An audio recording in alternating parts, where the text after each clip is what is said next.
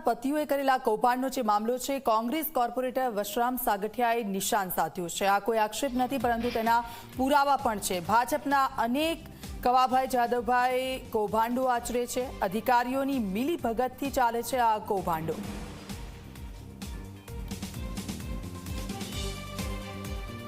આક્ષેપો નથી ભાઈ, પુરાવા છે।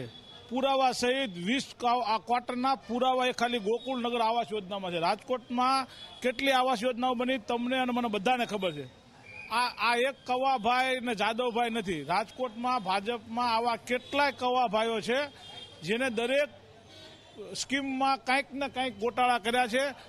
પરંતુ રાજકોટ મહાનગરપાલિકાને પરમ દિવસે મેં રજૂઆત કરી, તમે વિજિલન્સને તપાસ આપો, વિજિલન્સ એમાં ચેક કરશે તો અનેક કોર્પોરેટરોના આમાં હાથ આવશે, અનેક નેતાઓના પણ આમાં નામ છે એ પણ સામે આવશે। પરંતુ રાજકોટ મહાનગરપાલિકાના કમિશનર ક્યાંક ને ક્યાંક ભાજપના પીઠું હોય એવું તો વર્તી રહ્યા દેખાય છે।